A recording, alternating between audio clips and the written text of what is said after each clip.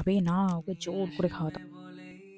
ও kitten ফুডটা এইভাবে খাচ্ছে না যেন ওকে আমি কোনোদিনও কিছু আমাদের বাড়িতে খাওয়াতে দিতাম না, ও এখনই কিটেন ফুডটা খাওয়া শুরু করেছে, এইভাবে খাচ্ছে। হ্যালো, তোমরা আমাকে গোলটেকে নিয়ে অনেক কথা জিজ্ঞাসা করেছো, তাই ভাবলাম একটা বড় ভিডিও করে বলে দিই ওর কি হয়েছিল আর ও এখন কেমন আছে। ওকে দেখেই বুঝতে পারছো এখন বেশ সুন্দরী হুন্ডুরি আছে। ওর যে ধকলটা গেল, যদি 2-3 দিন আমাদের উপর ধকল ছিল আমরাও ক্লান্ত হয়ে যেতাম। ভগবানের অশেষ কৃপায় ওর প্যানলিউকোপিয়া এই রোগটা হয়নি। এই রোগটা হলে বিড়ালদের বাঁচানো মোস্টলি ইম্পসিবল হয়ে যায়।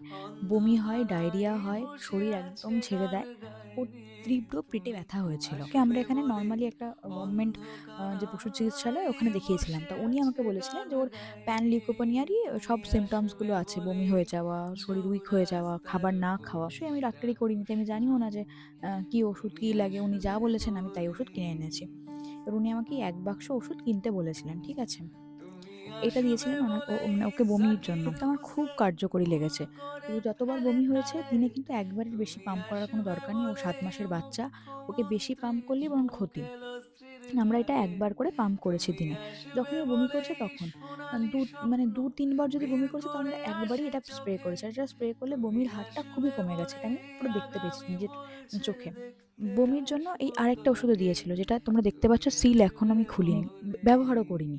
আমি এটা মোস্টলি ChatGPT কে জিজ্ঞাসা করেছিলাম। এবার দেখো ChatGPT কি ডাক্তার? নয়। কিন্তু যে মুহূর্তে আমার বাচ্চার আমি কিছু জানি না, আমি তো জানি না কি করে ওকে বাঁচাবো।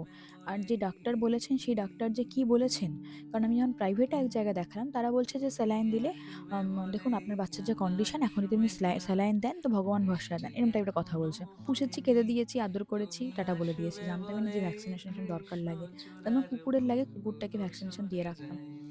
এবার জেনে রাখলাম এবার থেকে বিড়াল যতগুলো থাকবে ততগুলো অন্তত হাতে পাবো যারা আমাদের কথা শুনবে। দেখো পাড়ার বিড়াল তো ধরে নিয়ে গেলে তো রাস্তায় যেতে, যেতে আমাকেই কামড়ে দেবে। যারা মোটামুটি একটু আমাকে আদর খায়, একটু বসে আমার কাছে, তাদের পারলে আমি প্রত্যেককেই ভ্যাকসিনেশনটা করিয়ে রাখবো। কারণ এটা খুবই বাজে একটা ব্যাকটেরিয়া। আচ্ছা, আরেকটা কথা, আমি ওকে স্যালাইন তো দিইনি। প্রচণ্ডই ও উইক হয়ে পড়েছিল। আমি কি করেছি, প্রতি ২০ মিনিট অন্তর, অন্তর আমি ওকে ওই 0.5 ml করে তোমার ওই ওআরএসটা খাইয়ে গেছি।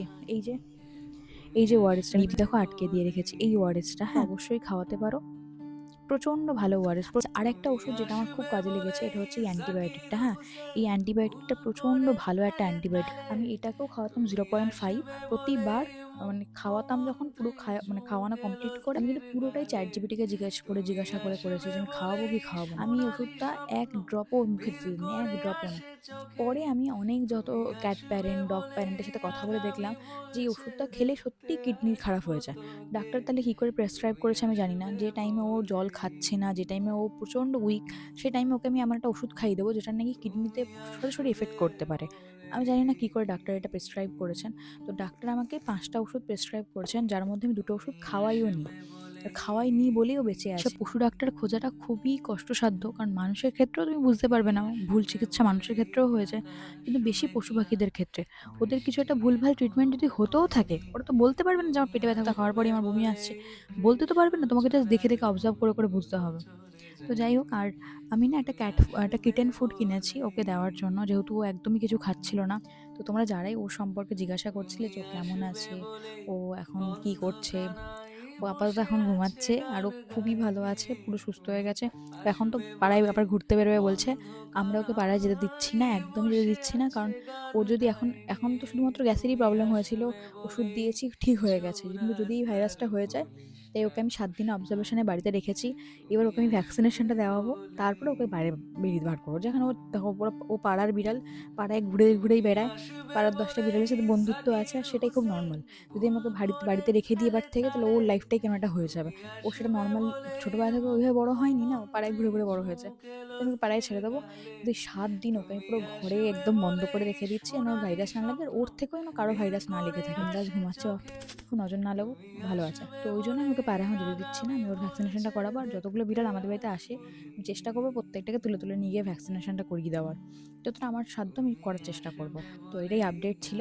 তোমরা যারা ওকে নিয়ে খুব কনসার্ন ছিলে, আমি ভাবলাম তোমাদের জানিয়ে দিই। কারণ এই পুচকুগুলো হচ্ছে ইমোশন। এগুলো দেখো, এগুলো তো কটা মানুষ আছে এখনকার দিনে যারা বিড়াল, কুকুর এগুলো মানে মানুষ এত স্বার্থপর হয়ে যাচ্ছে, মানুষ নিজেকেই ভালোবাসতে পারছে না। নিজের বাবা-মা, ভাই-বোন এইটুকু পরিসরকেই ভালোবাসতে গিয়ে মাথা খারাপ হয়ে যাচ্ছে।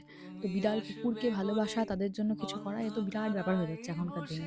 তো সেইখান থেকেও যারা পুচকুর জন্য খবর নিয়েছো, যারা আমাকে জিজ্ঞাসা করেছো, অনেকে আমাকে ডাক্তারের নাম্বার দিয়েছিলে, মানে তোমরা এত ভালো, thank you, thank you, thank you. আর ওর তরফ থেকেও থ্যাংক ইউ। বাইরে যাওয়ার জন্য লাফাচ্ছে, আমি জাস্ট ওকে বাইরে যেতে দিচ্ছি না। আমি চাইছি না যে এত বড় রোগ থেকে উঠলো, একটু স্টেবল হোক, আমি একটু ভ্যাকসিনেশনগুলো করিয়ে নিই, তারপরে ওকে বাইরে যেতে দেবো। কেন যেতে দেবো না? বাইরেই থাকে, বাইরেই থাকবে।